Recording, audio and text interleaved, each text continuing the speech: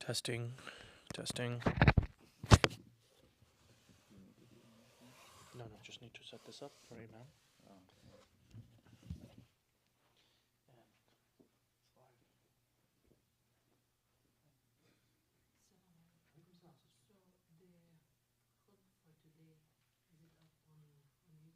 Yes, yes, it should now be active. I just started. I just started it, so it should be. So go to YouTube. Talbia. Let's click Talbia again. Right there. Baqarah. See, I just started. I just started. Oh yeah, the khutbah is there. Yeah, it should be. This one, the scum eventually breaks. Yo, bro, we should get some more bukhur here. We need it. We should. I don't know. That's the one of my. This is a recommendation. Light now. He's off. I have to open up our live. I'll be right back. I have to start the live. Yeah, do your thing, man. Do your thing. We need you to do that. How dare you? A lot of people have been telling me that, and it's becoming a lot more frequent in the queue. Too desirable to be followed. Do whatever. Do what you will with that. What's going on, bro? All gone. Assalamu alaikum. Assalamu alaikum, Tajdun.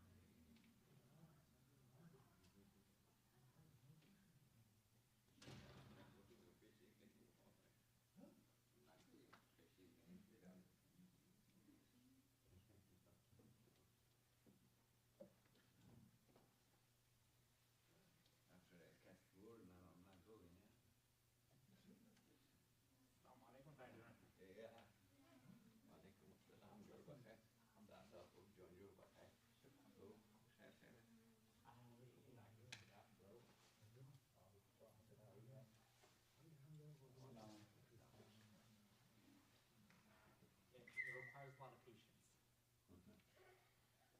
It requires a lot of patience. Bro, you have no idea how many times I feel like I want to do that.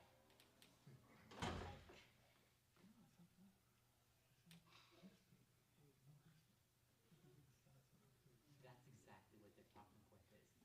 Exactly oh, forget about 75 years ago. Oh, forget about the Balfour Declaration. I can sit down.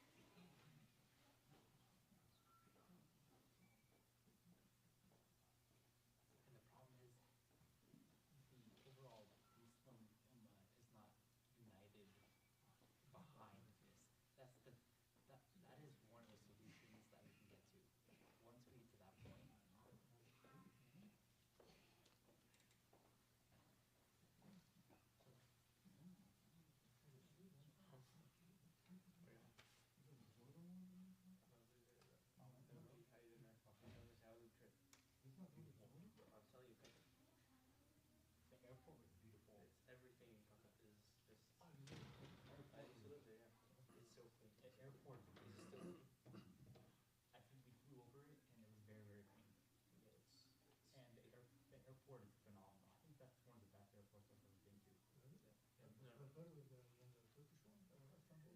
on that level. On that In my level. opinion, it would be. It's definitely newer.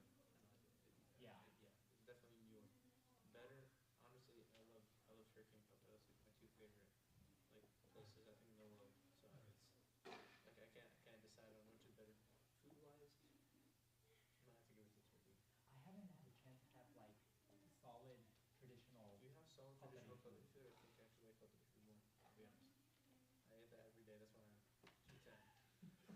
But it's no, it's their food is fat, fatty. Huh?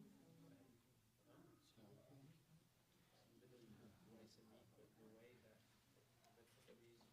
the way it's eaten is basically we do it and we basically dig a hole in the sand Oh and yeah, I yeah, did hear and we that. have like put the meat inside and we can leave it for like a day and just slow cook fat and we come back at night and there's still if you see something about the dinner at night it's cold and it's not too cold just like that perfect beach weather and then we have like a bunch of ATVs which I know we go again with everybody like me you my dad and all of us they have like ATVs, fires.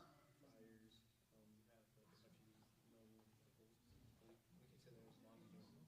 And then you have like layers of houses. Thank you, bro. Appreciate it. An amazing vacation. How are you? Yeah, exactly. Yeah,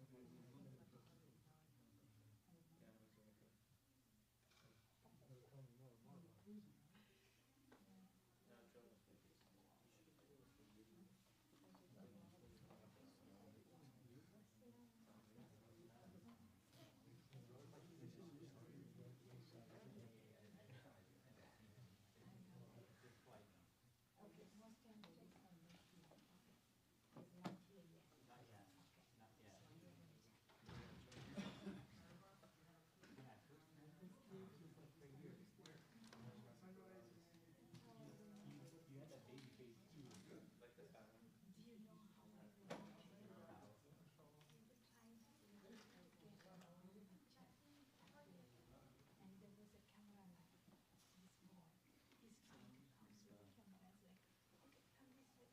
he says it when it's later. Yeah, yeah, definitely catch you.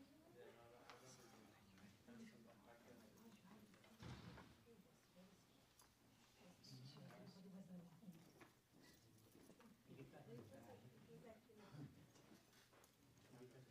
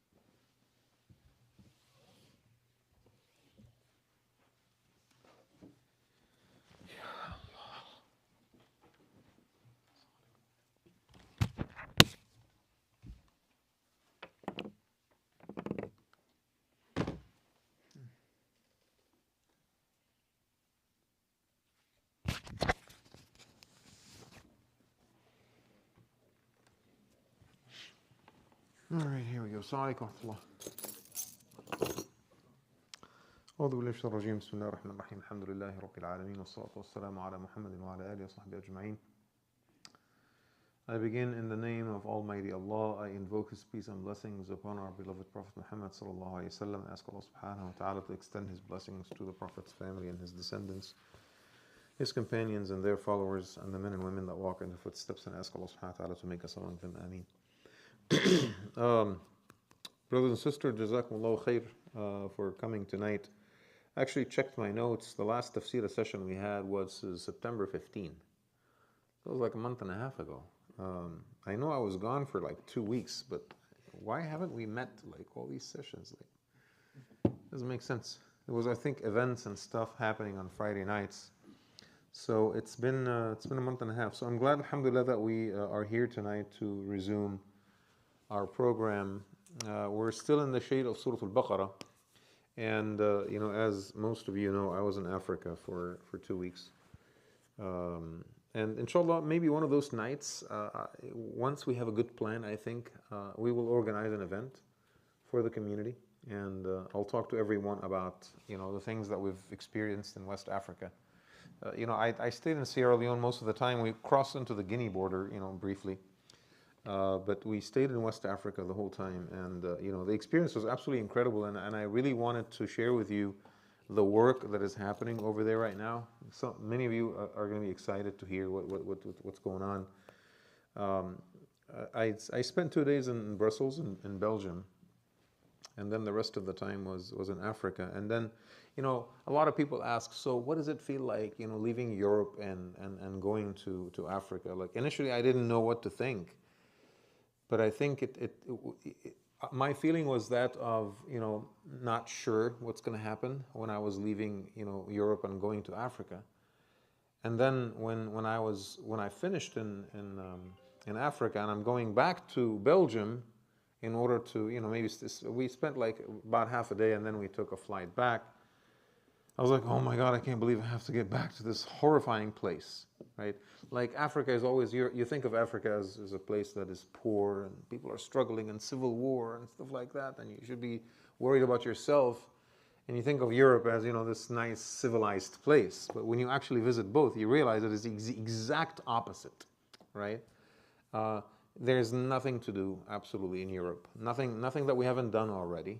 It's the same old cathedrals. You see them once, you take a couple of pictures, there's nothing else, right? There's nothing else. Oh, the food is it's horrific. If you want to eat something, if you want to eat good food, it has to be either Pakistani food or Iraqi food, right? In Europe, in general, like that's really a staple. Or sometimes you find a good Arab food place or whatever. There was. It's this big cities are all the same. People don't treat each other nicely. They don't greet each other properly. There is a massive Muslim population in Belgium. Massive. I think they say about 20% of the population is Muslim, right? And so there's a masajid everywhere and everything. But I think the Muslim community over there is having very similar struggles, compared to the ones that we have here. But they are very ethnically oriented, and that's something else that I noticed, right? So they're mostly North Africans. So there's the Moroccan mosque, there's the Tunisian mosque, there's the Algerian mosque, there's the Mauritanian mosque, and then maybe like, some Pakistani masajid, but I have not seen, from the people that I've met, I have not seen, honestly, a Muslim community like ours. That truly represents the Ummah in the way that, alhamdulillah Rabbil Alameen, that I think we do here. But when you go to Africa, on the other hand, right, there is obviously poverty. The streets are not very clean. There's a lot of chaos. There's a lot of tuk-tuks everywhere, right? But people are positive. They dress well. They smell good. They eat well. They smile. They're respectful. They hustle every single day to make ends meet. They honor each other. They honor their guests. And only in Africa we realize that you're white, right? My entire life, you think that you're really. I think I'm on. Oh, it's just the angle. Oh, okay. So maybe you want to tighten the. Yeah, tighten the thing a little bit.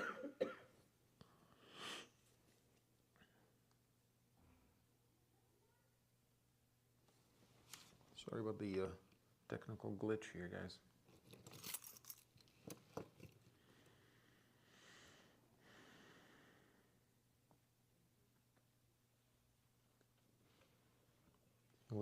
Because I'm pretty sure it was okay when I set it up. No, we checked on YouTube and it was good. It was what? We checked on YouTube and it was messed up. Oh, okay. But I mean, this still looks like it's tilted. This just needs to be adjusted. No, we usually show the entire table. That's not how it was on YouTube. Yeah, so like everything is tilted.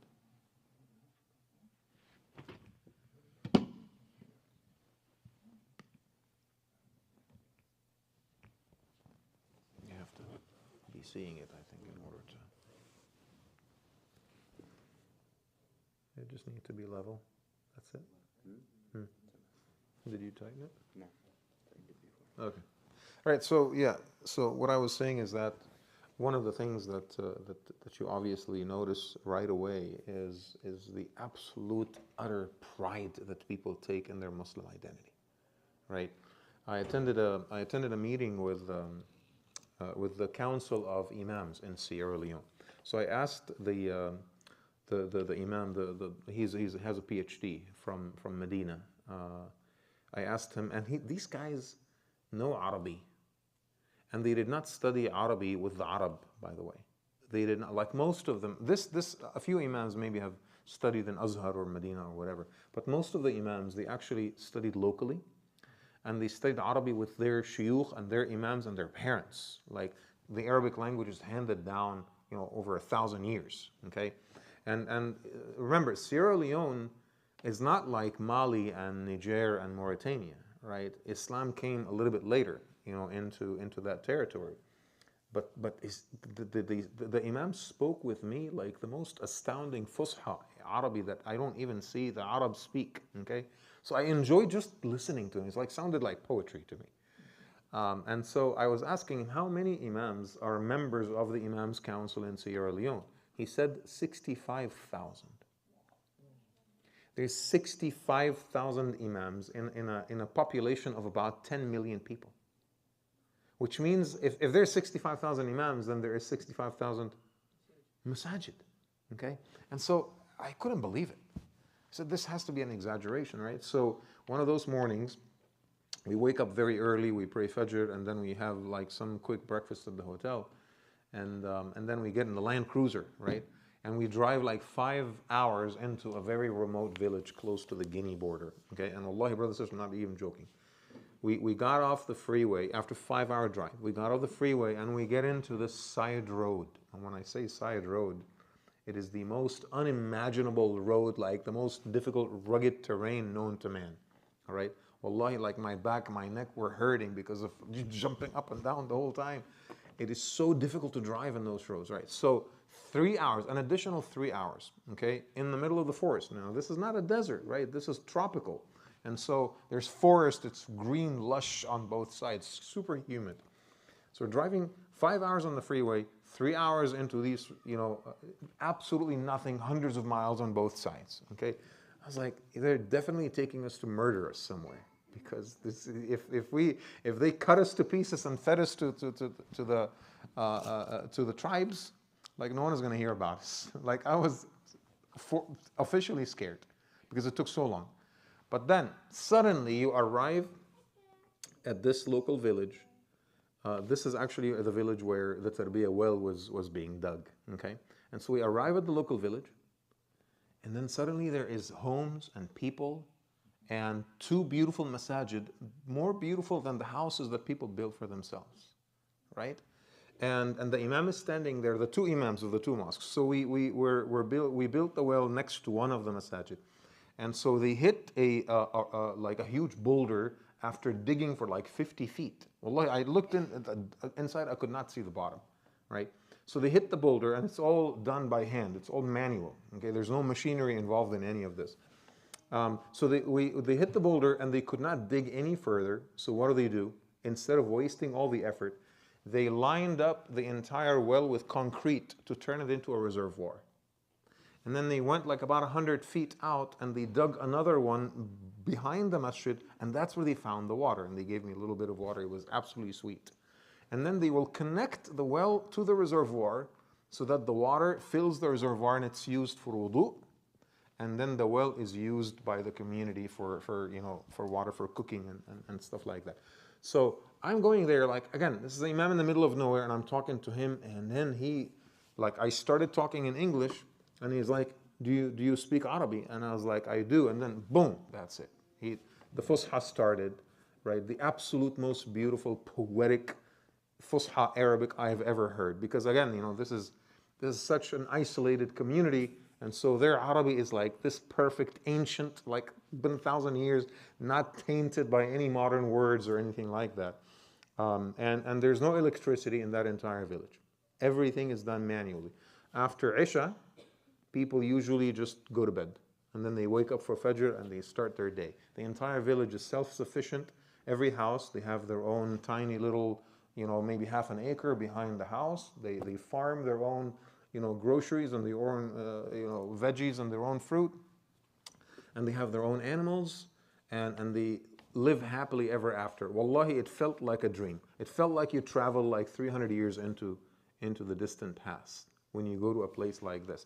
And so again, I'm just giving you a tiny little glimpse. Inshallah, there's going to be an evening where I wanted to talk about the entire experience.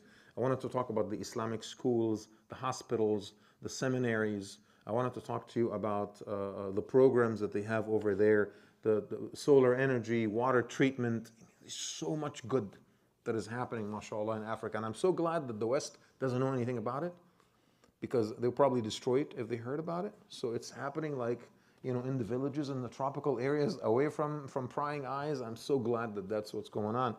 But, again, I wanted to, for me, like, honestly, at this point, Africa is the place, right?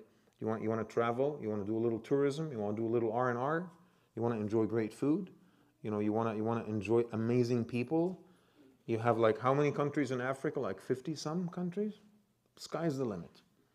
Every year, go visit one of those African countries, and for the rest of your life, you never ever have to land on European soil again in your entire life. So again, that was an amazing experience. Inshallah, I'll share it all with you in the very, very near future, in the next few weeks or so. But we're still with Surah Al-Baqarah. And, I wanted to, again, make sure that I refresh our memories a little bit about what we've covered thus far. Surah Al-Baqarah, as I said before, is the surah in the Quran that comes after the introduction. So if Surah Al-Fatiha is the intro, okay, Surah Al-Baqarah is chapter 1, all right? And so it sets the tone for the entire book. It's the constitution of this ummah. It basically tells you what the deen is all about. If you look at the historical record, Surah Al-Baqarah was also revealed in the earlier years of the Madani period. Okay, Al-Mutaffifin was sent first. That's the first Madani surah, and then Surah Al-Baqarah was revealed, which also makes Surah Al-Baqarah sort of like chapter 1, even if you look at the order of revelation and not just the collection. And Surah Al-Baqarah continued to be revealed throughout the Madani period, all the way through year 9. Okay, the only surah in the Quran that took this long to come down. And so, in fact, some of the ayat that we will discuss tonight, inshallah, 196 onwards, the ayat about Hajj in Surah Al-Baqarah, most of the scholars say that they were revealed around the time of Hudaybiyah, which is year 7 after Hijrah, right? So this is, again, the first ayat were revealed in year 2, and then it continues to be revealed throughout the Madani period. So again, while other surahs are coming down, Surah Al-Baqarah is still kind of in the background, coming down, on its own. The pivot, as I said before, of Surah Al-Baqarah is the ayah where Allah subhanahu wa ta'ala says, إِنِّي جَاعِلٌ فِي الْأَرْضِ خَلِيفَةً. I will establish a representative for myself on earth. So all of us essentially are the khulafa of Allah subhanahu wa ta'ala. We are the representatives of God. We represent Allah's interests on this earth, right? We are His trustees, vicegerents, right? Whatever you want to call it. And as being the representative of Allah subhanahu wa ta'ala means many things. It means, number one, that the mandate, the task comes from the Creator, and the execution of that task comes from us, okay? And so whatever work that we do on this earth is kind of shared between us and Allah subhanahu wa ta'ala. Allah tells us what needs to happen, and it is us that carry it out.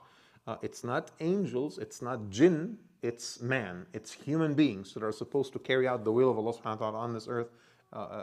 Hence the notion that we are the trustees of Allah subhanahu wa ta'ala. And so what is that task then? What we've derived over the last few weeks, months, right, from Surah Al-Baqarah is that the task of the Khalifa of Allah on this earth is imaratul ard, is to cause the earth to thrive for the purposes of the Creator. Okay, it takes me a little more, English words in order to translate one or two Arabic words here, right? So imaratul ard, the word imara means building or to build something, right?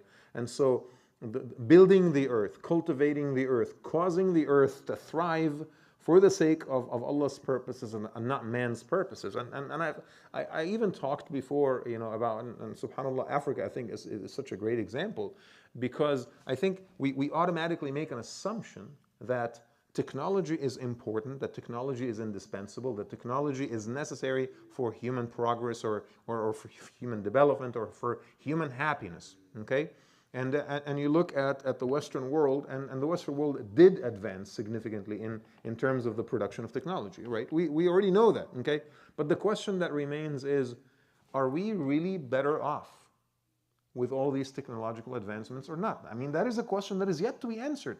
We assume automatically that the progress of technology is good in and of itself, when in reality it may not necessarily be good, right? Some technology is good, some technology is actually quite harmful, okay?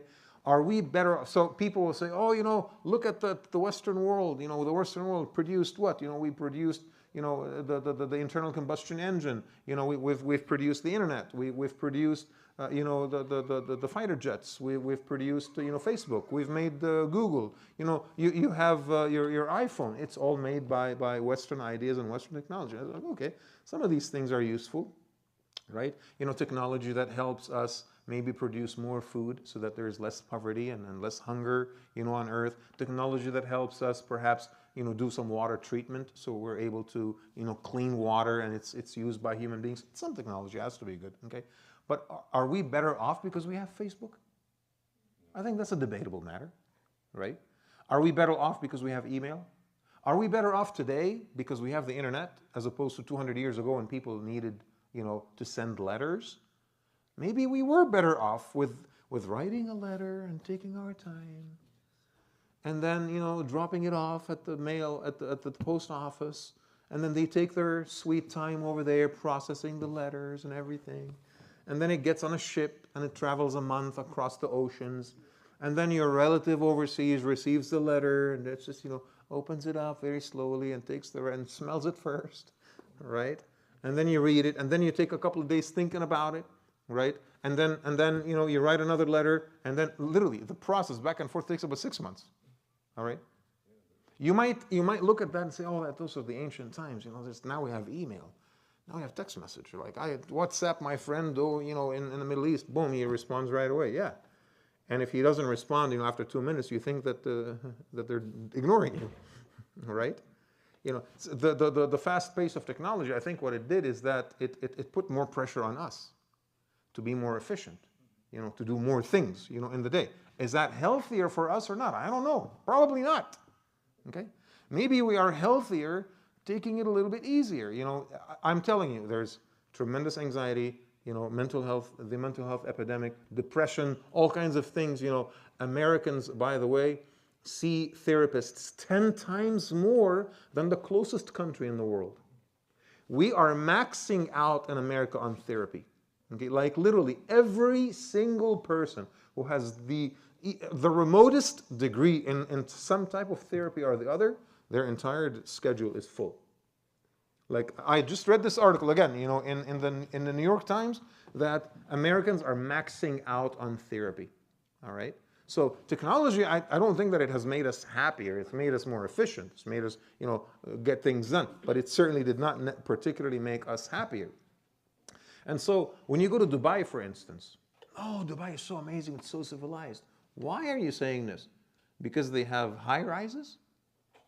Because they have fancy hotels? Is that your definition of progress? Okay, yeah, if that is your definition of progress, you're going to go to Dubai and be dazzled, okay? But if your definition of progress is that we produce things that improve human life, that make us happier and more fulfilled, then maybe you need to go to Sierra Leone and not Dubai, right? You need to go to some remote village and live with them for 2 months and pray with them Wallahi, brothers and sisters, for the first time in my life, I prayed Isha in a masjid that was completely dark. Because there's no lighting, there's no electricity. They have candles. And then they asked me to lead the prayer, and I hesitated so much because, I don't know, I'm in a place that is, I'm a complete stranger here. Am I going to be selecting the right ayat? I've never done anything like that in my life. And then, they insisted that I lead Salatul Isha, and, there is this echo in the masjid that I have never felt anywhere else ever in the world in my entire life, right? Like, I even got emotional. Like it was Salatul Isha. I was in tears. Just, reading, it rarely happens to me here, I tell you that. Right? It rarely happens here. But over there, I was super emotional. I don't know why. Right? And so, when Allah subhanahu wa ta'ala says that you are supposed to be His Khalifa on this earth, the Khilafah, the trusteeship of God happens on His terms, not our terms. You have to fulfill the purposes of the Creator here and not the purposes of man. So you can't see, well, look at us, we've cultivated the earth. We have big buildings and beautiful highways and internet everywhere and cell towers and malls. We've done imaratul ard. Sure, if that is what God expects. But if Allah subhanahu wa ta'ala expects that imaratul ard, that cultivating the earth for Him, right, means upholding moral values, are we doing that? Traditional education, are we doing that? Helping people get closer to the deen, helping people find meaning and purpose, right? I think it was either the last session or the session before last when I talked briefly about how the Western world emphasizes the concept of preserving life so much. We preserve life as quantity, but we do nothing to life as quality, right? We are so concerned about life. Oh, life is the most sacred thing. Life is the most important thing. Sure, but drive to downtown San Francisco or even downtown Sacramento or downtown Oakland and look at the homelessness problem. Look at the life that you are preserving, right? Go to the hospitals and look at us artificially prolonging people's lives by hooking them up to machines and giving them life support, right? Okay, so we protect life, but we don't protect the quality of life. And when we attempt to protect the quality of life, it becomes, giving people the right to drink and the right to do drugs and the right to sleep around and the right to, do piercing and the right to do tattoos and the right to self-destruct. Basically, that is the right of life that we are giving people, okay? Islam doesn't look at the world this way, right? Even if you live 35 years, as long as that is a life that is lived with quality and goodness and meaning and purpose, right? Then it's a life well lived, because it's not about the length of that life, it's about how fulfilling that life was, all right? And that's why, those of you who have not written your wills, your wasiyah, you really need to do that. And you do that now. Don't delay it. It's actually fard. Some of the scholars say that it's fard for you to write your will, right? That not writing your will is haram. Many scholars actually say that. And in your will, you really have to think of the big decisions here. If God forbid something happens to you, you are in some vegetated state, after God forbid an accident or something. You got to think about these things, how your wealth is going to be distributed and who gets what and making sure that, inheritance laws are followed and so forth. And most importantly, the whole do not resuscitate thing. How do you want your family to manage, your terminal illness? Okay, do you want to cling to some faint hope that you might come back, a shadow of your earlier self, right? Contributing nothing, literally like a blob of organic matter just sitting on a wheelchair? Is that how you want to live? Not me. Absolutely not me, right? I've in my will, I've instructed my family that I don't want to be resuscitated. I want to be with Allah subhanahu wa ta'ala. You go into some kind of a long-term coma. May Allah subhanahu wa ta'ala protect us obviously from these things. The best way to die is to die, in a moment where you're defending haqq, right? Shaykh Ghazali alayhi rahmatullah, he was in a conference, and there was this Islamophobic person that, kind of said really nasty things about Islam, and Shaykh Muhammad Ghazali, kind of stood up, and he was so, in great fury, and he was so angry, and he responded, and he got so heated, and he died in the middle of that. Or, Shaykh Abdul Rahman, alayhi rahmatullah, my Shaykh died in the masjid praying Salatul Duha, which after the 5 daily prayers is the one that he loved the most. Right? You die in a meaningful moment, doing something beautiful, having achieved and accomplished something beautiful, right? That is the meaning of life for us. So it's not about the length, it's about quality, right? Building the earth and cultivating the earth for Allah subhanahu wa ta'ala, it's not about building high rises and very fast cars. It's about asking ourselves, what is it that Allah subhanahu wa ta'ala wants of us on this earth? So that we are able to become His trustees on His terms and not ours. And in the course of exploring all of this, we've looked at the previous nations in Surah Al-Baqarah and their own experiments with, causing the earth to thrive. Imaratul Ard. We looked at successful models such as that, I called it the Adamic experiment and the Abrahamic experiments, right? Those are successful models and we've studied them thoroughly. And we also looked at one that stumbled a lot, which is the experiment of Bani Israel, and quite clearly continues to stumble to this day, right? Continues to stumble to this day. Like, I have not, and again, we have to be careful not to make generalizations either, because I've actually dealt with a lot of Jewish people that are completely opposed to what is happening in Palestine. But let's talk about ardent, hardcore Zionists, at least, those who live in the land of Palestine and those who live elsewhere. I have never seen a group of people that managed to successfully garner everyone's hate than they do. Like, if their enemies wanted to plan that, they would have not done it so efficiently. It's amazing to me to see something like this where, the cameras are on you and you go out of your way to do things that will only increase the level of hate that people already have against you. Like, why would anyone do that? Like, it doesn't make any sense to me. I've seen protesters that, in Jerusalem, Zionist protesters, and Jerusalem is a city that has hundreds of thousands of Muslims, right? It has Muslims, Jews, and Christians, right? So this is supposed to be a city where, like Jerusalem before 1948 had Muslims, Jews, and Christians, and they lived peacefully with each other for centuries, okay? Like in our own lands, I mean, if you're Arab, you must have met, Arab Jews and Arab Christians in your lifetime, right? My grandfather was an imam, by the way, of his masjid. He had two best friends. One of them was Jewish, and the other one was Christian, and that was in like 1930s Egypt, when there was a lot of large Jewish community that lived there. It was not an issue whatsoever.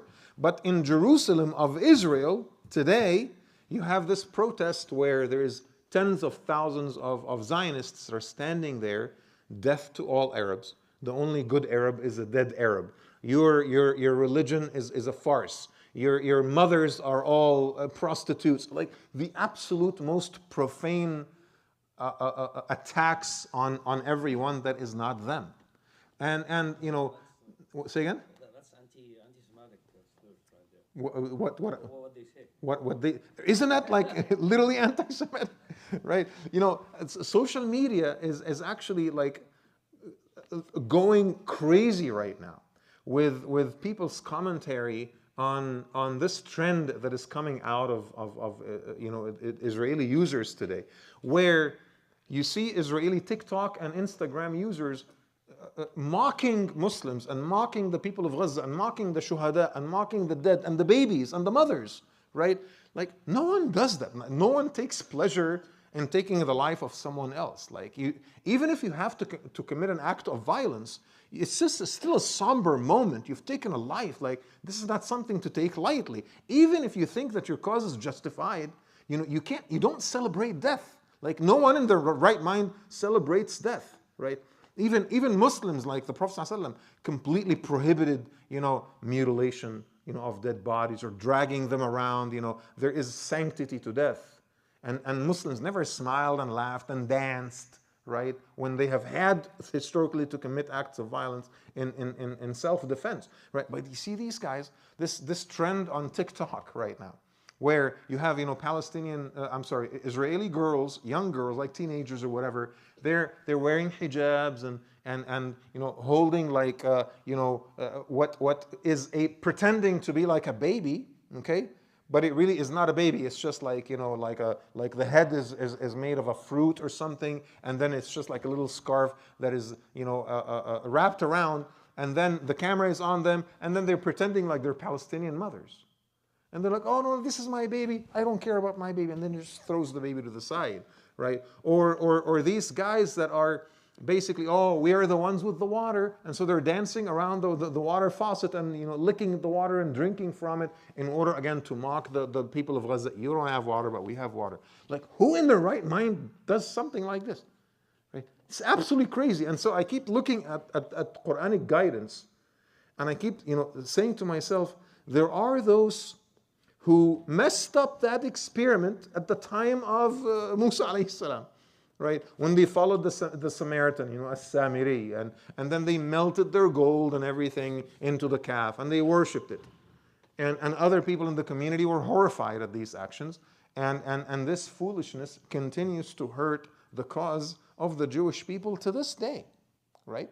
To this day. Like, what benefit do you get when you have to suppress free speech, when you have to pressure politicians, when you have to threaten people across the board, all over the world, in order to get people to adopt your narrative, okay? You can't silence 6 billion human beings. You can't. The truth has got to be there at some point or the other. You can't shut everyone. You can't control every outlet. Facebook and Instagram, they can keep banning accounts all they want. But ultimately, the truth is going to leak. And it's going to come back and hurt you, right? So, to be perfectly honest with you, I think that Zionism is the absolute worst project of anti-Semitism that ever existed. See what I just said? Zionism is the worst project of anti-Semitism. You gotta hate the Jews in order to be a Zionist. Because nothing hurt the Jewish cause throughout history more than Zionism. Nothing.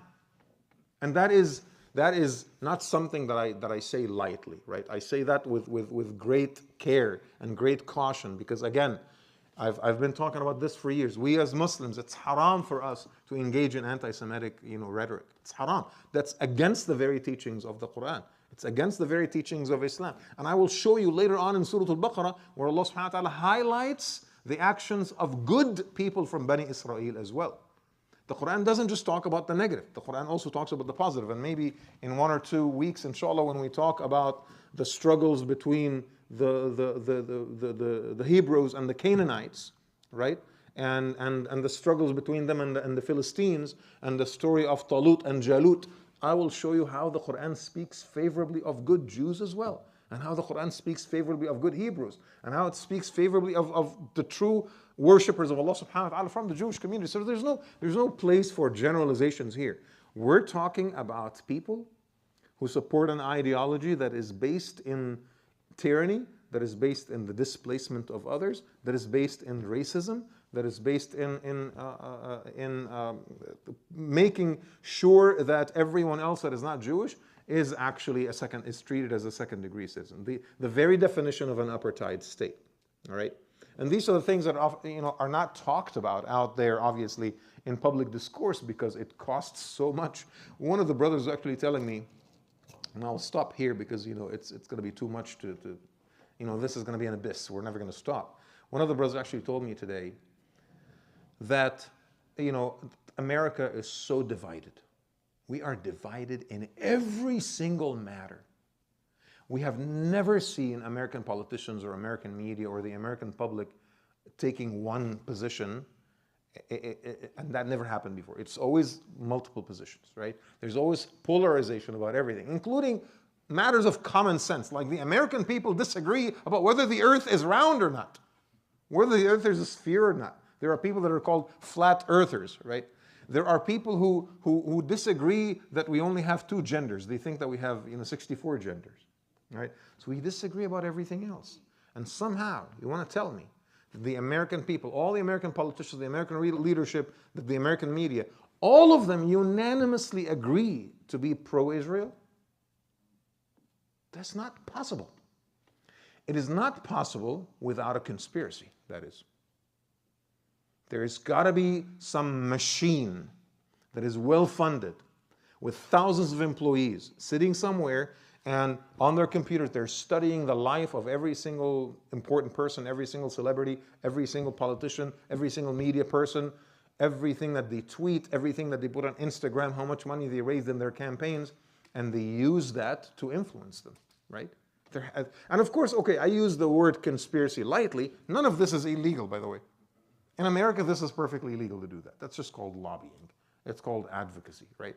Nonetheless, it's unnatural. It is unnatural because America is always divided. So again, going back to Surah Al-Baqarah, throughout history, Banu Israel stumbled, struggled. There was many sincere people in Bani Israel that truly wanted to follow the prophets. But somehow there was always a critical mass that kind of diverted that ship from off its course. All right. We also talked about Imaratul Ard has prerequisites. Okay, and we talked about three in particular, and we are still in that category. Number one, cultivating the earth for Allah subhanahu wa ta'ala requires the development of a unique personality. The ummah of Muhammad sallallahu alaihi wasallam needed to have its own unique personality, its own unique character, without being disconnected from the authenticity and the spiritual tradition of the Abrahamic path. All right, and we've seen this in Surah Al-Baqarah very clearly, that while we have our own unique qualities, but we are still a continuation of the Abrahamic tradition, right? And Surah Al-Baqarah is very clear about this. So you're able to achieve both. You're not completely disconnected from the spiritual traditions of old before you, and at the same time, you are not entirely dependent on them either. Okay. We also talked about the cultivation of khair in the world. In order for us to be the trustees of Allah subhanahu wa ta'ala, we have to attempt at least to spread good in the world. Number three, it also requires obedience to Allah Azza wa Jal. You have to obey. Again, if you take Allah subhanahu wa ta'ala as the creator and you are the agent of change, right? Allah subhanahu wa ta'ala gives you the task, gives you the mandate, right? Gives you the marching orders, and as a soldier, your job is to carry out those orders right here on earth. So ibadat are an essential part of cultivating the earth for Allah subhanahu wa ta'ala. And we've talked about fasting, the very famous ayat on fasting in Ramadan in Surah Al-Baqarah, and we also talked about zakah, right? Tonight, inshallah, we're going to talk about Hajj, but there's a couple of other things that I did mention before as well that I wanted to remind you of, okay? We also said that spreading good requires fighting evil. You cannot spread good without fending off evil. Otherwise, evil is going to come and destroy all the good that you're trying to spread. Hence, the lengthy discussion on jihad that we have covered also in the last couple of weeks or the last couple of sessions of Surah Al-Baqarah, and we talked about the jihad al-daf', jihad al-talab, and all of these things, right? Comes next is an important discussion on a very important aspect of Imaratul Ard that reflects obedience to Allah subhanahu wa ta'ala and following the rites and rituals of the deen, which is Hajj and Umrah, and we start with Ayah 196 in that regard. But there are some considerations to share here. And some of the things that I will say tonight will actually come as a shock to some of you. All right. So we're talking about Hajj here in the context of causing the earth to thrive for Allah subhanahu wa ta'ala. Hajj, number one, Hajj was one, if not the only remaining ritual of the Abrahamic tradition that the Arabs still clung to. Okay? It was not the Prophet ﷺ that invented it, like the 5 daily prayers and the ruku' and sujood. That's a very Muhammad thing. Okay? But Hajj definitely predates, the Prophet ﷺ, it predates the Muslims because this is an Abrahamic ritual. And so the Arabs for hundreds of years, perhaps even thousands of years, they practiced Hajj before Islam, even in the days of Jahiliyyah. But it was different in certain aspects from the Hajj that you and I perform today. For example, Quraysh, because Quraysh always felt that they have this unique position, they used to do the day of gathering, like, what is the most important day of Hajj? It's the day of what? It's the day of Arafah, right? The day of Arafah is the most important day of Hajj. That's where everyone gathers in the valley, okay? So Quraysh used to ask everyone to gather in Arafat, whereas the Quraysh themselves, they used to gather in Muzdalifah. So there was 2 separate places of gathering on the day of Arafah. There's the valley of Arafah itself, and then there was Muzdalifah. And of course, when Islam came, this was removed, and everyone now gathers in the valley of Arafat. The other difference that was quite notable, and it's mentioned in the ahadith a lot, is that, and this is a little bit weird because, people who are not from Quraysh, they used to come to Mecca in order to perform Hajj. And they respected and revered Mecca and the Kaaba so much that they always considered that their own clothes are filthy and dirty and disgusting. And I don't know, what kind of money I used to buy my own clothes, and I don't want to wear my clothes when I perform, tawaf. So they would have to go to Mecca and buy clothes from Quraysh itself. Most people would find clothes to buy. But if you're out of luck and you don't have money, or you couldn't find any clothes, or maybe the stores ran out, okay, what do? Go back home? You can't do that, right? So what are you going to do? You're going to perform Hajj naked. So they would literally take off their clothes from back home, cast them aside. They would try to buy clothes in Mecca, and if they couldn't find clothes in Mecca, they would literally make their tawaf naked. And of course, when the Prophet ﷺ, took over the city of Mecca in year 9 after Hijrah during the conquest, all of these practices were basically, abandoned, and they were discarded. All right. The other thing that is also notable here is that there were two statues, two idols that were very close to what is when you go to Maqam Ibrahim, so you've done your 7 shots of tawaf, okay, and then you go to Maqam Ibrahim in order to pray the 2 rak'ahs, right, and then you go on to start your sa'i between Safa and Marwa. So close to what is today Maqam Ibrahim, there used to be 2 big statues of a man and a woman that were called Isaf and Na'ila. Isaf and Na'ila, and they have a horrific story. The story, again, this is an Arab, myth, so to speak. I don't think it's true, but it's an Arab myth where they say that Isaf and Na'ila were like, Qais and Layla, Romeo and Juliet. There was these 2 people that are so much, head over heels in love, okay? And so they performed Hajj together. And they entered the Kaaba, but hey, they love each other so much, so they couldn't resist each other. And they had intimate relations inside the Kaaba. So God cursed them both and turned them into stone. And the Arabs took the 2 statues of Isaf and Na'ila, placed them next to what is today the Maqam Ibrahim, and they actually made it a ritual for every Hajji to come, and you have to go maybe circumvent Isaf and Na'ila at least once to learn, this is what happens to people who, defy God. This is what happens to people who sin, okay? So you're learning that lesson, and you make one little tawaf around the 2 statues, and then you do your sa'i, okay?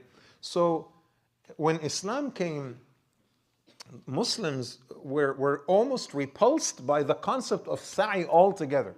They actually wanted to just do tawaf and abandon sa'i completely. Why? Because in their mind, sa'i is associated with this myth, is associated with something so filthy, they don't have to deal with this, is associated with 2 idols, okay?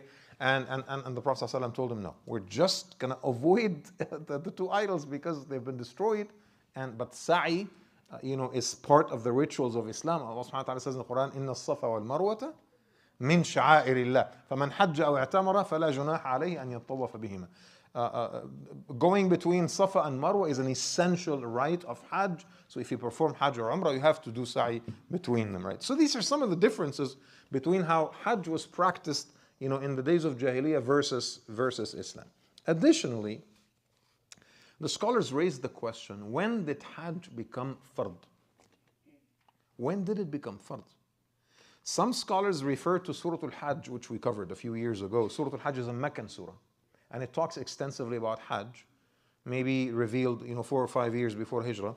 And some scholars said that Hajj was probably made fard in the years of Mecca, but the vast majority of scholars are not of that opinion. They actually said that Surah Al-Hajj details the rituals of Ibrahim alayhi salam. It does not particularly say anything about us being required to perform Hajj. That actually came in Ayah 196. The explicit fard came in the Ayah وَأَتِمُّ الْحَجَّ وَالْعُمْرَةَ لِلَّهِ. Complete the rituals of Hajj and Umrah for the sake of Allah subhanahu wa ta'ala. So some scholars said that it actually happened in year 7 around the time of Hudaybiyah. Some say that it happened in year 9 before the Prophet ﷺ performed his final Hajj. By the way, how many times did Rasulullah perform Hajj? Once. So many scholars say that Hajj became fard right before that time period, which is year 9 after Hijrah. Either way, we know that most likely Hajj was made fard in the Madani period through the ayat of Surah Al-Hajj. All right? Moreover, what do I need to do in order to perform Hajj? What is the very first step to get into the process? What do we call it? I have to make the intention first. And after niyyah, what do I need to do?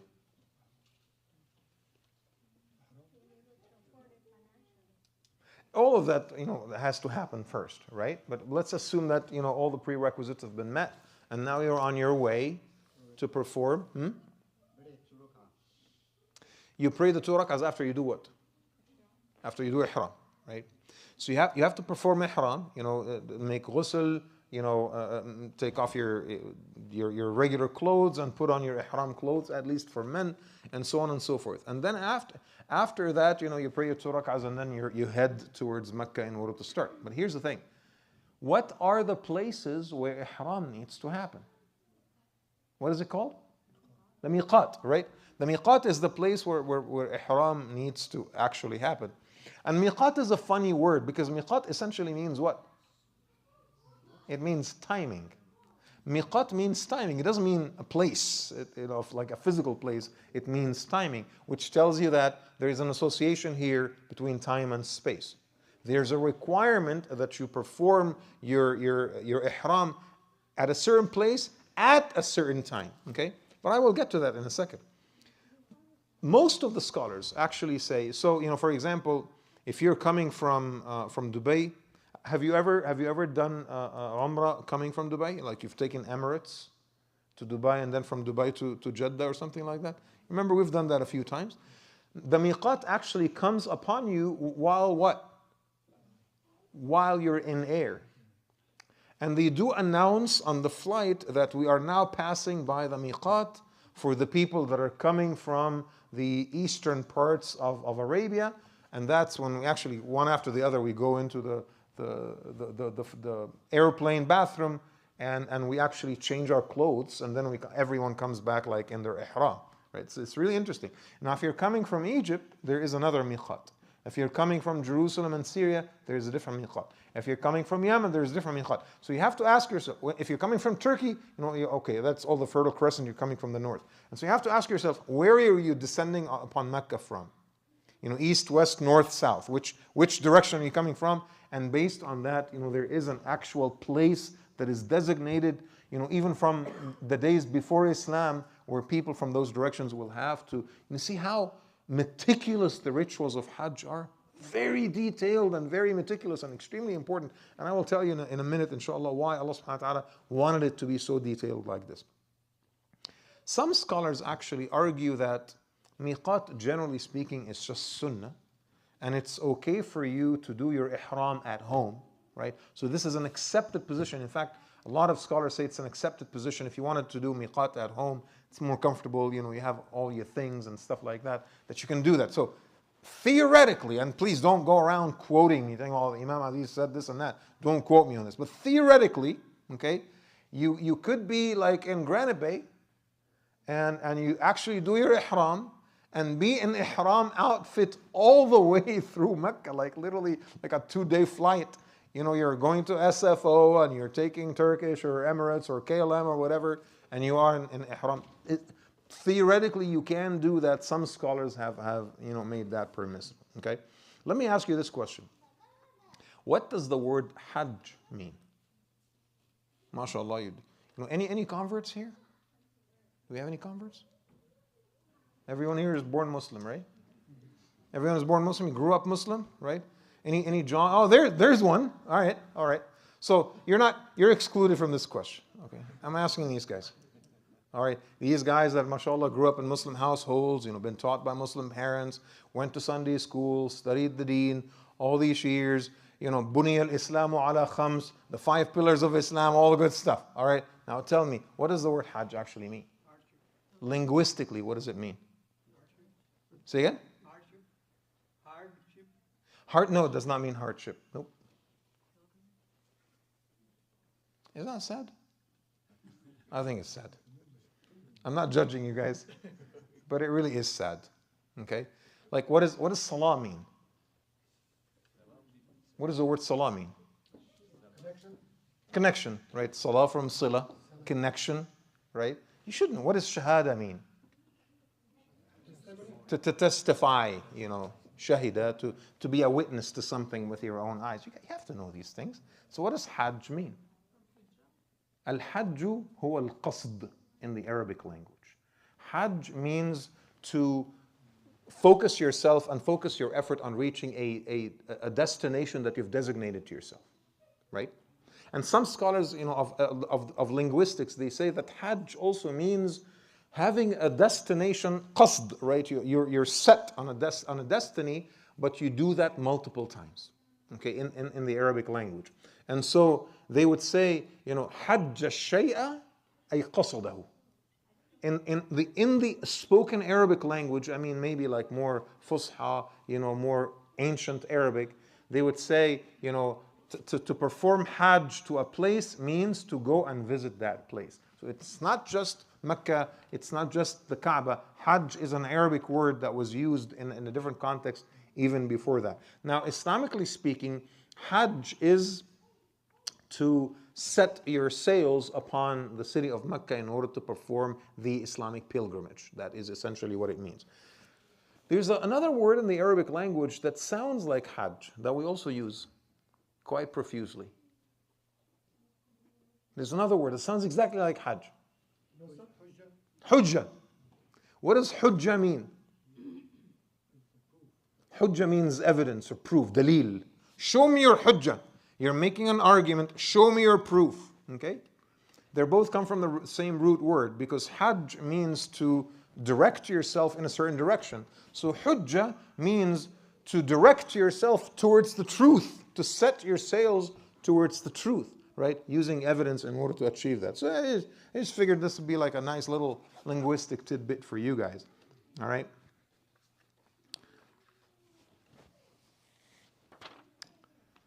So, some more information about Hajj that I wanted to cover with you, inshallah, as we investigate these beautiful ayat. What is the essence of Hajj? Why is it here in Surah Al-Baqarah?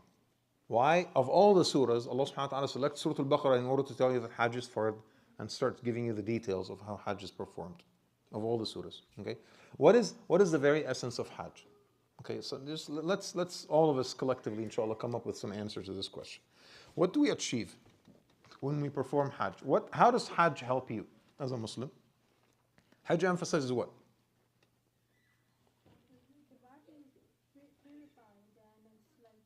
Did you say unified? Purified. Okay. Okay. How does it help you purify yourself?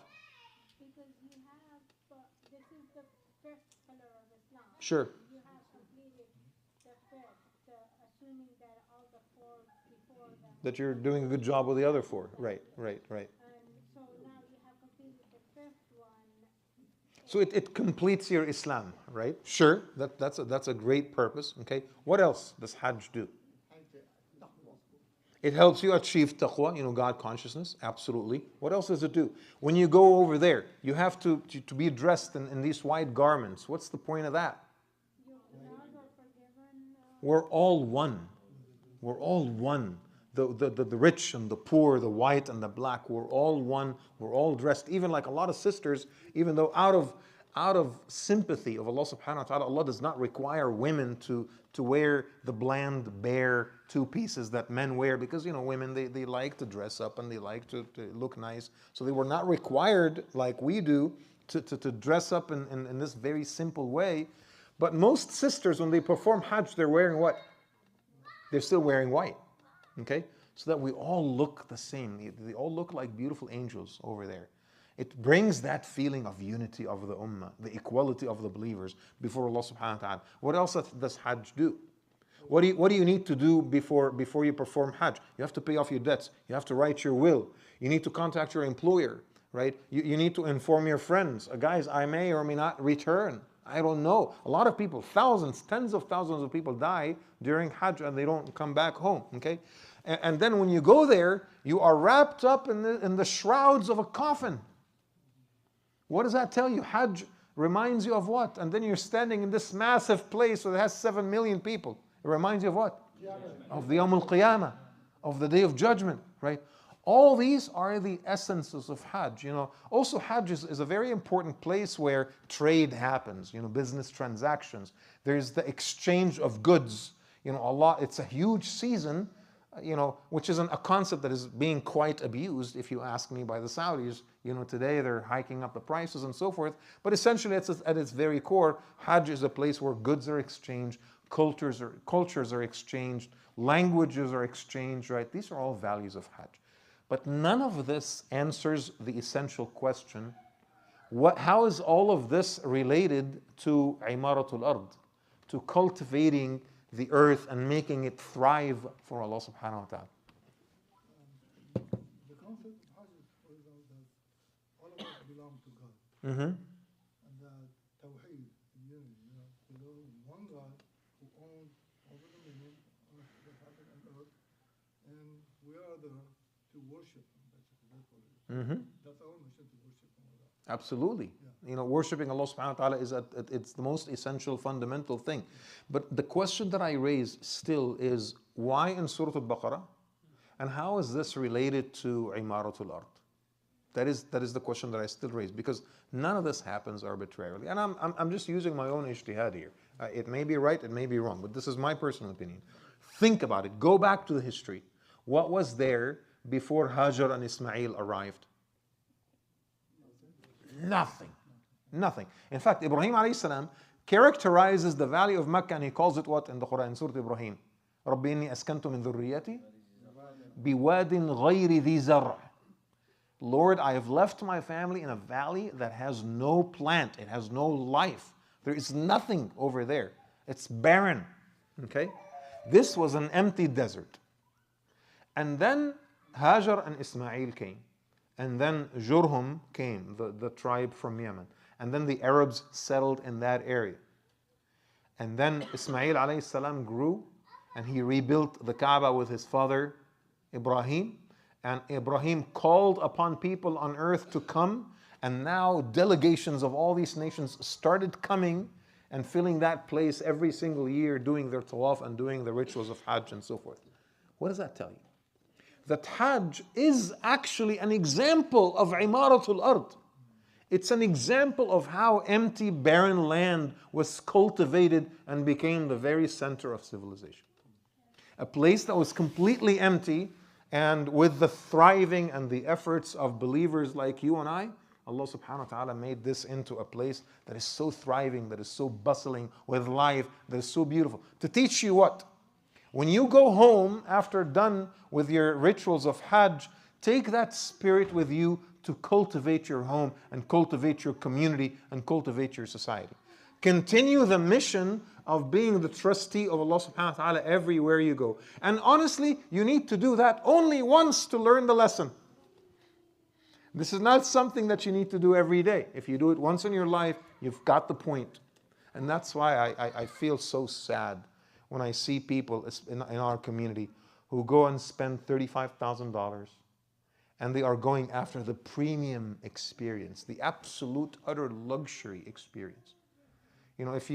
Their buffet in Mina, just the buffet is enough to feed 25 villages in West Africa. And people, they think that they're back home.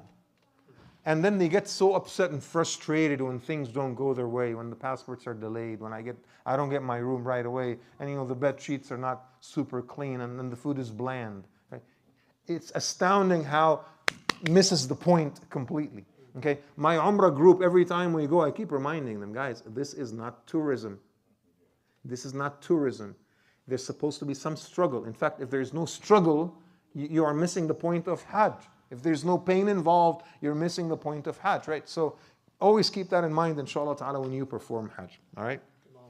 Yes. One thing that is bringing to mind is Malcolm X, Mm. when he made Hajj, and how that transformed him, and then he earned the name Al-Hajj Malik al-Shabab. Correct. After, but he came back a changed man, and initially he was part of the Nation of Islam, but then he had converted to Sunni He Islam. moved to mainstream Islam. Moved to Right. mainstream, and Right. his hope had been establishing kind of mosques in the United States, learning from the lessons that he got from Islam, seeing Islam in, as part of Hajj, Mm.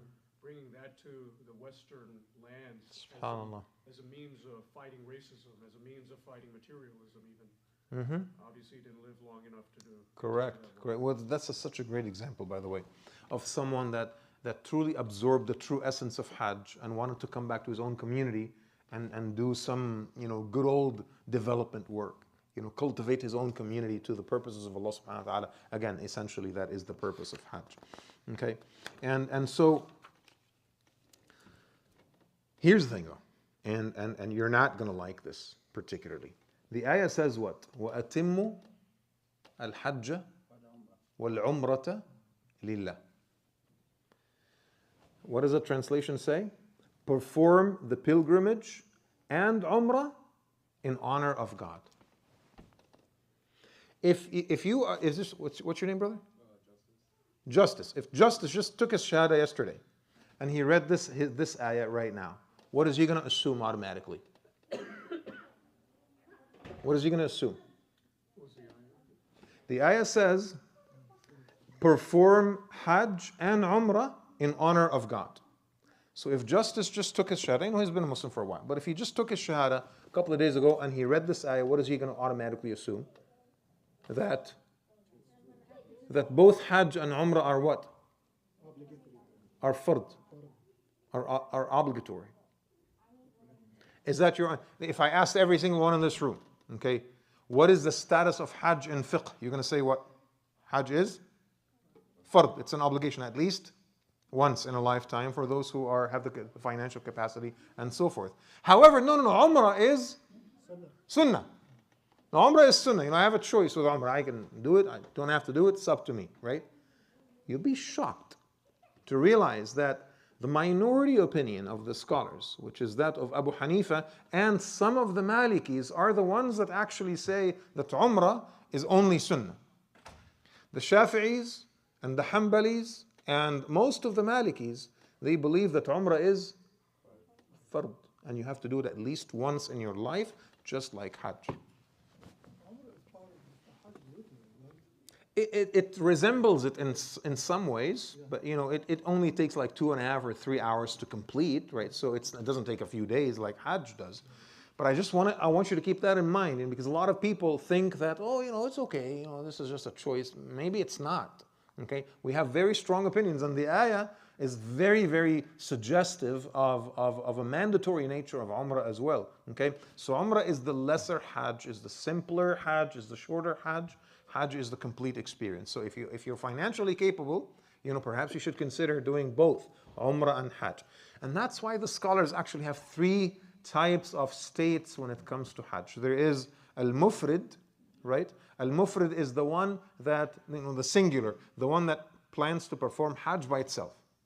Doesn't want to do Umrah, okay?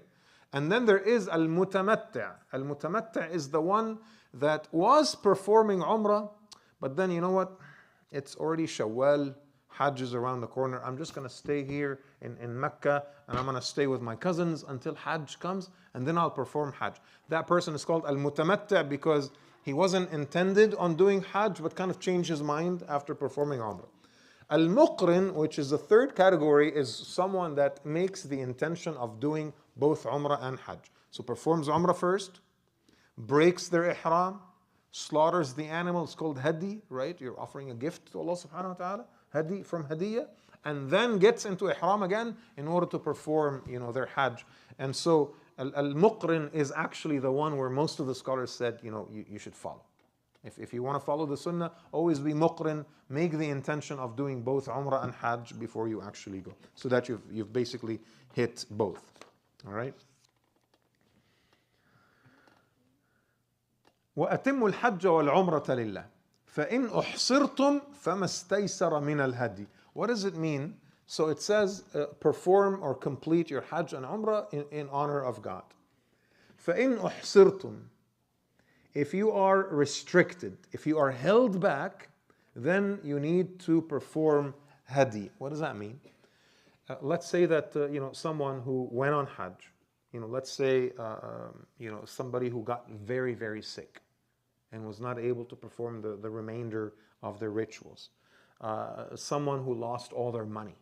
Okay, someone who was attacked by, or there was an enemy that prevented them. Like if you live in Gaza today, and you want to perform Hajj, and you paid the money, and you reserved your flights and everything, okay, but the enemy prevented you from actually going to perform Hajj.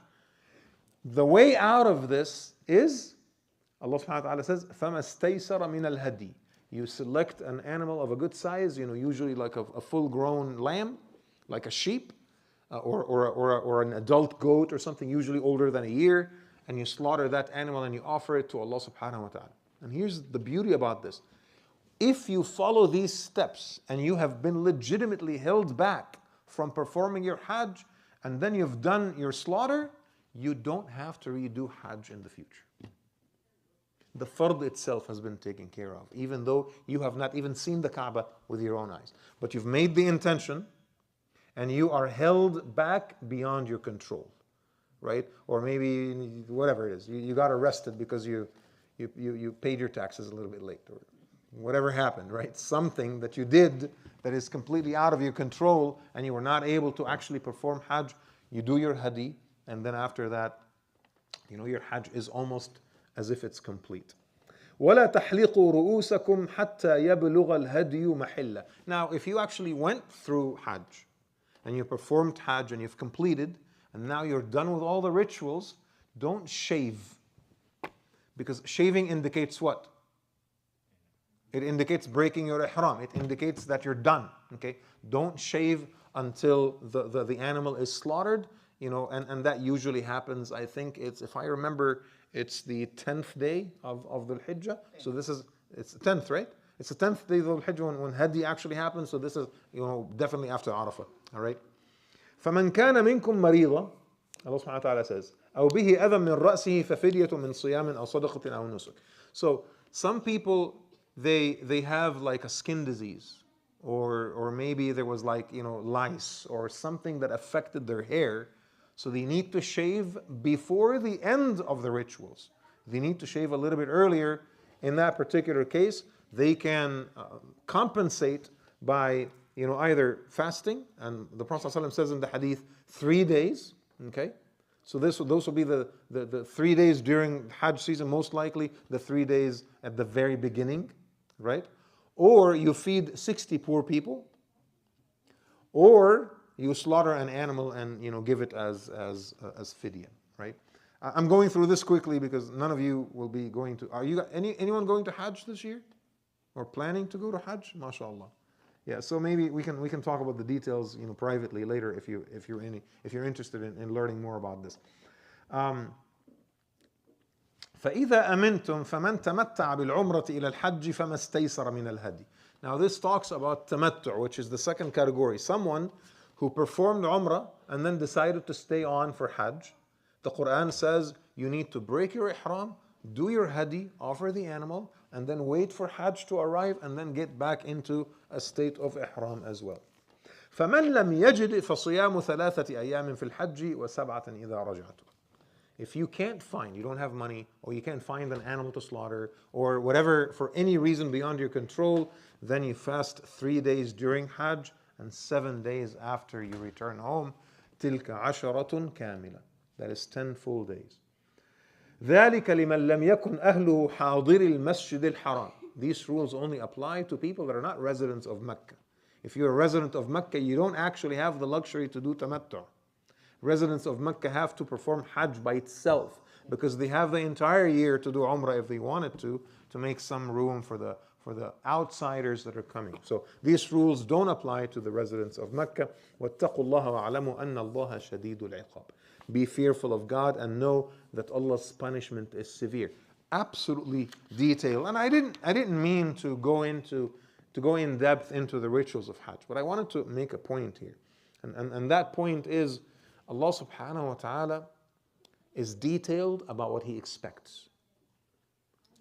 And He mentions them with absolute clarity in the Quran. Okay?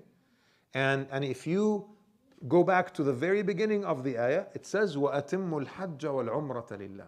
Complete the rituals. Follow all of them to the letter. And that it explains why people, when they go to Hajj, they're very detail oriented, they're very meticulous, they're always asking the Imam, how do I do this? When do I do that? Right? And that should be the spirit. It's just once in your lifetime where you have to follow a very specific regimen. Engage in very ancient activities, ancient practices of worship that you will likely for the rest of your life, you're not going to be doing, like Jamarat, for example. Like when we feel that shaitan is doing waswas for us, what do? We say, A'udhu billahi minash shaitanir rajeem. Like I've never seen anyone like in Roseville, has like 10 pebbles and is throwing them around, because shaitan played with her head. Like we don't do that except in Mecca. It's a very specific set of rituals that are done over there. So what does that teach you? It teaches you that Allah subhanahu wa ta'ala has rights. And those rights must be protected and preserved. And you worship Allah subhanahu wa ta'ala on His term, following His indications and not yours. Right?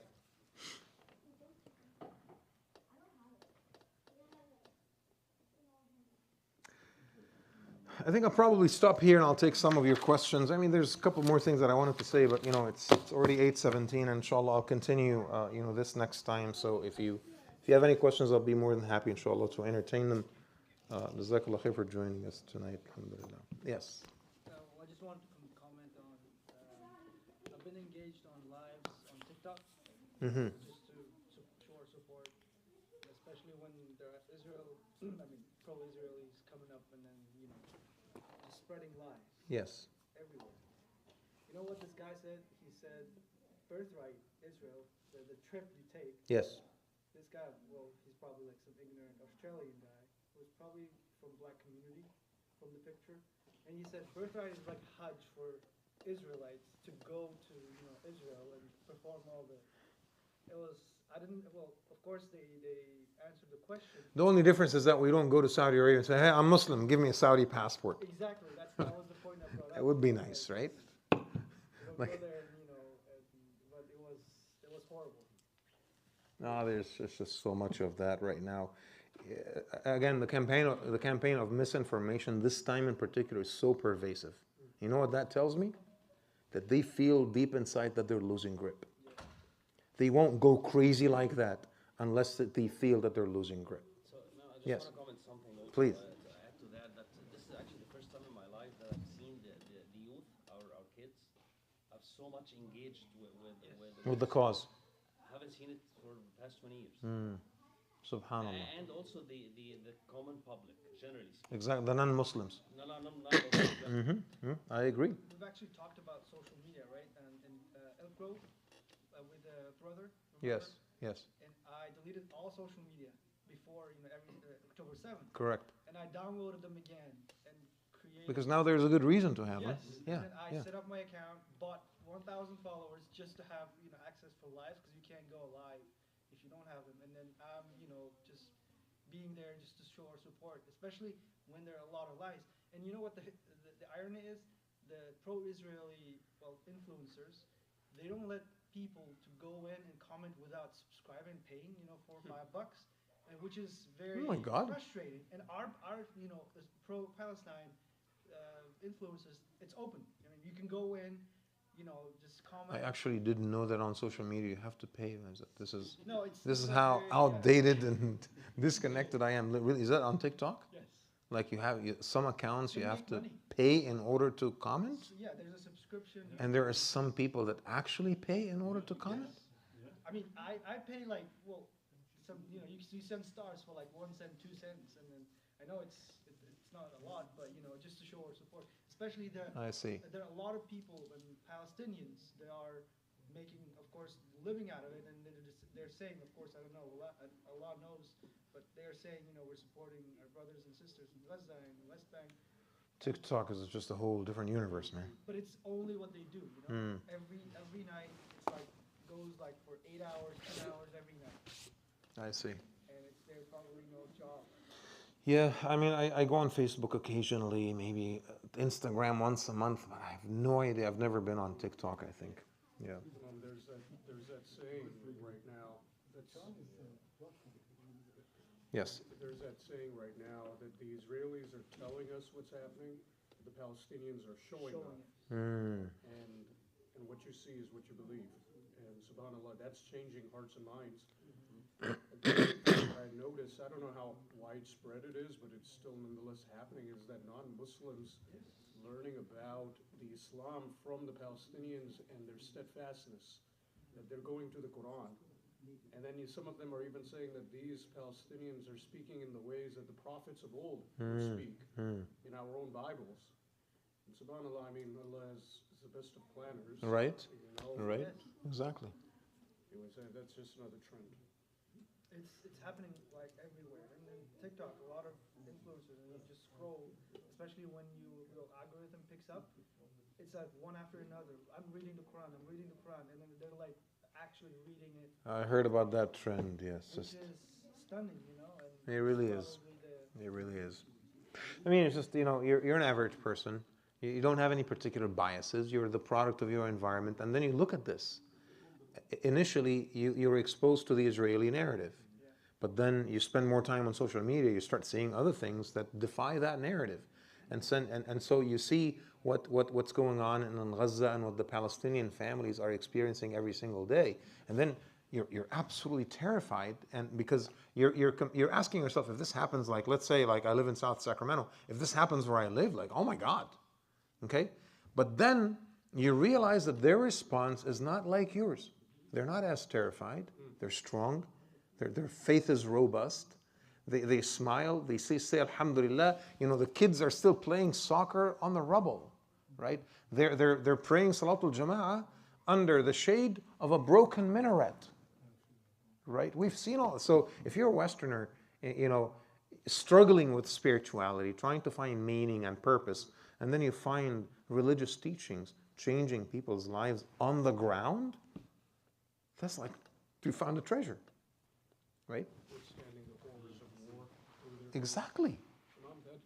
That's one thing that one of the commentators, non-Muslim influencers, mentioned, is that I've not seen any of these people, despite losing their entire families, responding back and saying that we are going out and going to kill them all and all of this.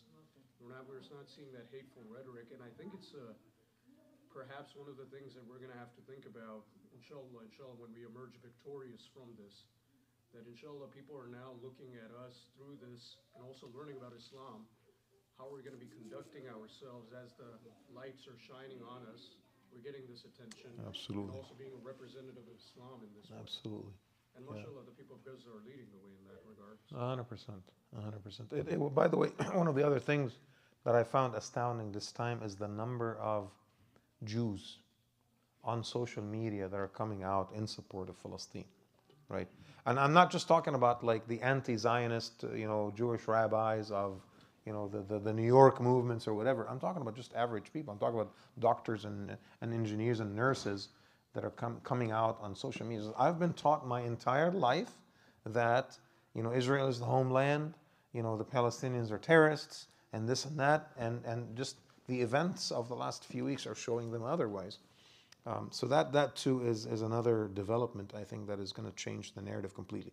You guys remember in the 1990s, I think it was 94, you know, Brother Hassan is here when the Serbs attacked Bosnia, right?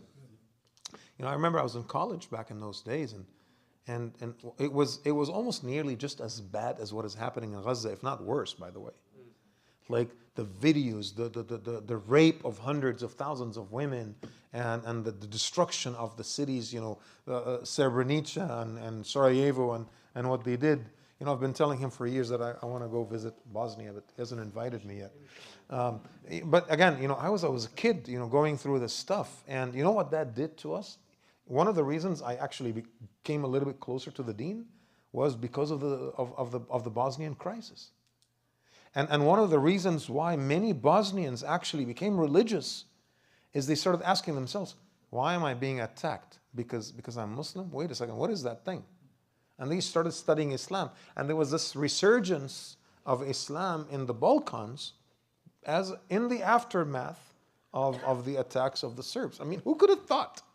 So Allah subhanahu wa ta'ala works in these incredible ways. And we just have to be patient with the pain in the short term, and all good things come to those who are patient. Yeah, we just have to strive. Yes. One last thing. If you look at the trend of the countries and the communities supporting Palestine are the people who are oppressed one way or another in the history. Uzbeks, I mean, Uzbekistan, Central Asia in general, Russians came, we have a history of oppression. Pakistan and all the Middle East, we were colonized, we know what this feels. We know what, land grabbing, just control means. And a lot of people in the West, they were not. And if you look at the Jewish communities, they were only oppressed in the European lands. Muslim lands, Bukhara Jews, Iraqi Jews. Correct. Yemeni Jews, Yes, Moroccan Jews. yes. Yeah. We were all, and then we lived like peacefully throughout the centuries. Ottomans, when the Inquisition happened in Spain, Ottomans brought them in. We let Yes. them, but I don't know. I know Zionism is a different strain, but we have to fight. We have to fight. Yeah. May Allah subhanahu wa ta'ala bring relief soon. Any other questions? Yes, sister. I have a question about the Hadi part after Umrah. Is it only mandatory when you go for like Hajj and Umrah together? Correct. It's not mandatory if you're just doing Umrah by itself. This has to do with Umrah and Hajj being done, in conjunction with each other. Yeah. Yes. So just a clarification, a little confused. You mentioned Ismail alayhi salam, he rebuilt the Kaaba. So did the Kaaba exist before that? Correct. The Kaaba was built by Adam alayhi salam. Initially. It was the very first house of God established to man. And then over the centuries, idol worshipping and stuff like that, the building itself was destroyed, but its foundations were still in the ground. So when Ismail and Ibrahim dug it out, they saw the foundations and they start building on top of the already existing foundation of the Kaaba. So the other question is about Ismail alayhi salam. Do we know where he was buried or where he's buried? We know where he was buried, but we don't know where his grave is. He's definitely buried in Mecca, but we don't know. We don't know where his grave is. There's no indication whatsoever to where his grave actually is. Yeah. If you go to Palestine, if you go to the city of Khalil, Hebron, there is a masjid over there where they say, only Allah subhanahu wa ta'ala knows if this is the true or not. They say that Ibrahim and Sarah and Ishaq are actually buried over there. So you can go and see it. It's interesting because, by the way, that's the masjid where an American Jewish doctor traveled to the land of Palestine, I think it was 1993, and took his machine gun and went into Masjid al-Khalil and murdered about 22 worshippers during Salatul Fajr while they were making sujood, right? This is a celebrated figure in Israeli society, by the way. He's like their hero, because it's so heroic and courageous, to shoot people in the back when they are making sujood, right? Makes you a big man to do that, right? So he's their big hero over there. And I remember I was in college at the time, and they went into that masjid and they killed a lot of Muslims. And ever since, the Israelis actually divided the masjid. So there is a Muslim side it's a masjid, but there's a Muslim side of the masjid and the other side is the Jewish side, and there is like bulletproof glass between both, so that they're both able to see what presumably is the resting place of Ibrahim, Sarah and Ishaq alayhi salam. I don't think that this can ever be verified. Okay, so that is as far as it goes, but again, we don't have any verified resting place of Ismail alayhi salam. Yes. When you talk about Imaratul Urd, and that relating to the rights of Allah subhanahu wa ta'ala, fulfilling the rights of Allah subhanahu wa ta'ala, right? just feel like that concept, it's going to need significant work upon the American mind, because the American mind, there is nothing more important than the sovereign self.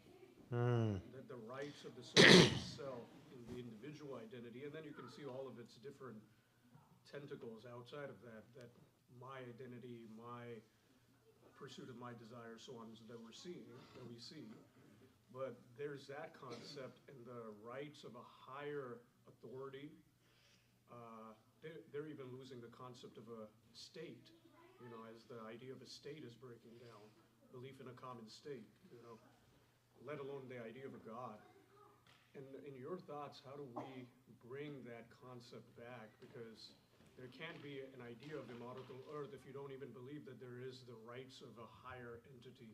Now, maybe that's probably your atheism lectures, I guess. No, we talked about that quite a bit, actually.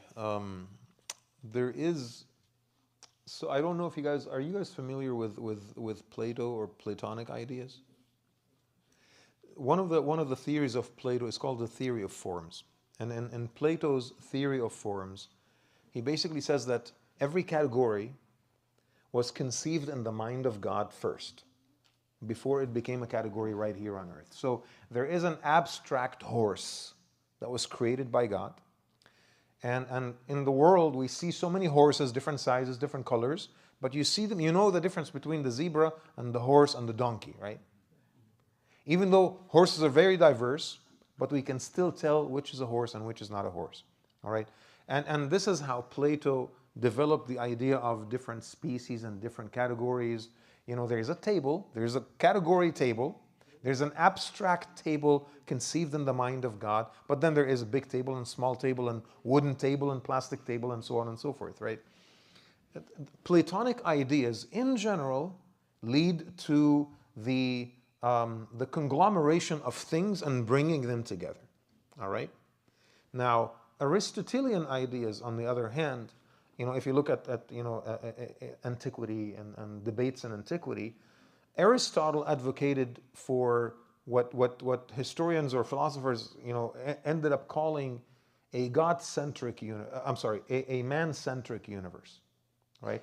A man-centric universe stems from the idea that Earth is the center of everything. And who is at the center of Earth? The human being. So everything in the universe revolves around the human being. Of course, that idea was debunked by the Quran itself, because the Quran advocates for a narrative that is God-centric and not man-centric. In fact, the Quran is quite emphatic about this. لَخَلْقُ السَّمَوَاتِ وَالْأَرْضِ أَكْبَرُ مِنْ خَلْقِ النَّاسِ. The creation of heavens and earth is far more complex than the creation of man, the Quran says. Okay? There are more wonders in the universe than just us. Right? Now, take those two ideas today.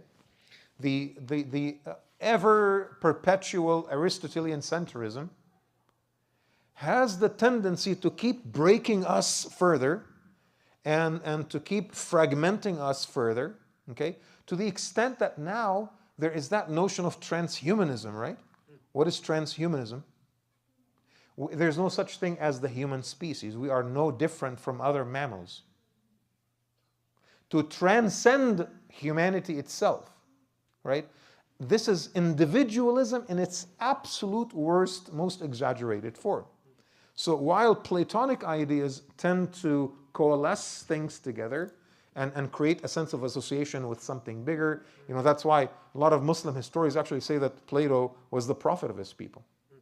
There are arguments that Plato was the prophet of God to his own people, right? Whereas, Aristotelian ideas advocate for this ever-perpetual fragmentation. Platonic ideas are usually the religious ideas. And Aristotelian ideas are the ideas that are adopted in the Western world today by most atheists. They don't know that they're adopting Aristotelian thought, but as philosophers would say, they're all closet Aristotelians. Okay? And so I think once we understand that, do we belong to categories? In which case, you belong to the human community, you belong to a religion, you belong to a race, you belong to God, right? All of that becomes really necessary. Or Are we transcending all associations and it's just every single person by himself or by herself in this absolutely scary desert of individualism where people are, only 2 feet apart, but they have absolutely nothing with each other? I think that is unfortunately where the world is headed today, unless, of course, inshallah ta'ala, you and I do something about it. All right. And so again, that is I think the overall framework. If we were to take it a little bit, in depth and understand, the philosophical underpinnings of all of this, I think that is essentially those two men just gave it a name. But the two trains of thought have always existed. They just gave it a name. So I don't know if that answers your question, but obviously Islam advocates for bringing people together. And it advocates for forms and shapes. It advocates for associations and affiliations. We don't advocate for this type of individualism. And you cannot serve God if you're individualistic either, right? You have to serve God in conjunction with the efforts of other people in some type of a calculated effort and so forth. The word that I've heard to describe that, the Tawhidi worldview. Yes. Tawhidi, that's yes. the word I've heard. Of course, some philosophers took it to the other extreme. That's why you have pantheism and so forth, where everything is in full unity with God. So God manifests himself in everything. It's just all one. We're all one. There's no. It's the exact opposite of individualism. So you read, Al-Hallaj, or Abu Bakr al-Arabi, Ibn al-Arabi, or even Spinoza and some of the Western philosophers. They advocate for a universe where we're all 100% connected and we're all one of God. So there is divine emphasis in every single one of us, which sounds like sounds like a bit of a blasphemous idea, and mainstream Muslims obviously rejected that. So the solution has to be somewhere in the middle. Your identity as a human being is not obliterated, okay, but you still belong to something that is bigger than yourself. I think that's the solution. Yeah. Any other questions, sister?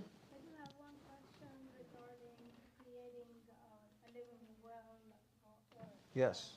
Yes. and what should happen when you are called back to Allah. Treating daughters nowadays, daughters are almost treating mothers like sons as far as financial support and whatnot. Can a daughter be treated equal to a son, or is that something not okay? So this is probably a very lengthy conversation, and I don't think that we have time to address that. It's about inheritance and so forth, and boys versus girls and sons versus daughters. I think we probably need a little time to discuss that. And so inshallah, maybe remind me to talk about this perhaps next session if there is time. And I'll address it, inshallah. There is a lot of great scholarly perspectives, on that particular note. It suffices to say, though, that as a matter of principle, it's still important for you to have a will and to execute that will, inshallah ta'ala, in your lifetime, and to make sure that, see, if you have any wealth, by the way, any type of wealth, if you own a house, and that house has to be transferred to your heirs, in the United States, you will probably lose about somewhere between 20 to 40% of the value of the house. Your kids may have to sell the house to pay the tax. We call it the death tax, right? And unless you have a will that creates some protections against that. So I'm not even talking about probate. The probate court will charge you almost up to 20% in fees alone, which can be very simply avoided if you have a will and trust or living trust or something like that is already written. And so there's a lot of details obviously about this. So beyond the financial considerations, it's just your responsibility. It's amana to make sure that your family is not scrambling in the event of your death. I ask Allah subhanahu wa ta'ala to give us all long, healthy, fulfilling lives, but we also have to be ready for the inevitable. It's something we all go. Exactly. It took me, by the way, 2 years to build the will and the living trust for our family. I just finished literally like couple months ago.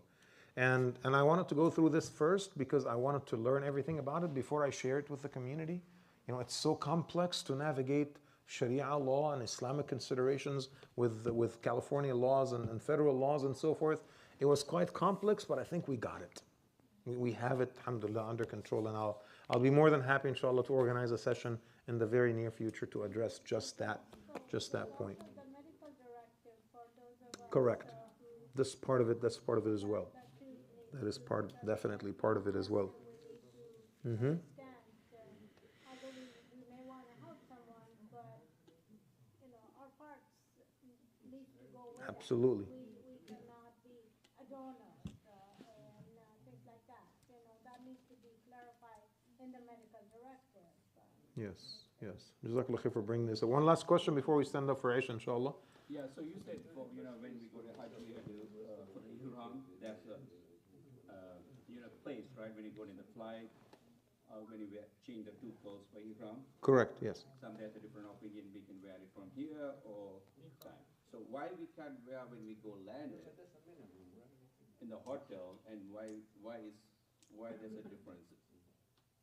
So these are designations for when you're supposed to start your ihram that have been practiced before Islam, and when the Prophet ﷺ affirmed the same practices after Islam as well, right? And so people who are coming from Yemen, they have their own location to start their ihram.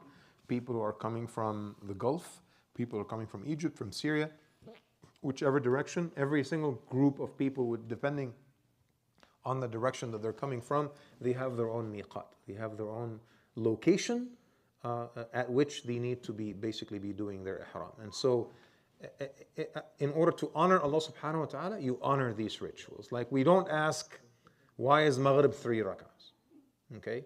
And neither should we ask, why is it 2 pieces? Why is it white? Why is it this? Why is it that? When it comes to the ibadat, to the acts of worship, it becomes just a matter of compliance without necessarily asking about the wisdom. Everything else we ask about the wisdom, but when it comes to how to worship Allah, He told you, I want you to worship me this way, and we just follow, right?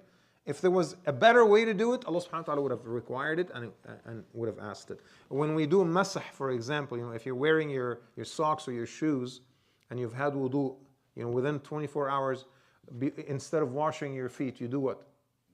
You do masah. Where do you do masah? On top and not the bottom. If there was logic and wisdom behind it, it would have actually made more sense to do masah at the bottom and not the top, right? So there are, especially in the ibadat, in the rituals of Islam, those they must be followed as they are, and this is what pleases Allah subhanahu wa ta'ala. You comply. Why not eat pork? Because Allah said so. You can come up with 25 different reasons, but the most important reason is Allah subhanahu wa ta'ala said so, and that is, what matters to us. Just has some radius around the Kaaba that you have to have it before get there, you have to take your clothes to change that. But you say if you come from Europe, if you come that, right, there's some probably some radius around the Kaaba or something like that you have to have it. There is a radius, the sacred land is not just around the Kaaba. I mean, it's like a few miles out, right? So it's a pretty big circle, yeah. But then again, there are ahadith where the Prophet ﷺ affirmed some people from Mecca who made ihram in their own homes, and then they came and performed, Hajj and Umrah. And so, there are different ways of looking at it. Nothing is 100% conclusive. But the only thing that we follow is that these are the rules of Hajj, and we just have to comply with them. Let's leave it here, inshallah ta'ala. We'll continue next week. Jazakallah khair, subhanakallahumma bihamdik, shadu an la ilaha illa ant, nastaghfiruka wa natubu ilayk. Bismillahir rahmanir rahim. Al-asr, insan lafi khusr, alladhina amanu wa amilu salihat, wa tawasaw bil haqqi wa tawasaw bis sabr. We will pray Salatul Isha, inshallah, in 5 minutes, so please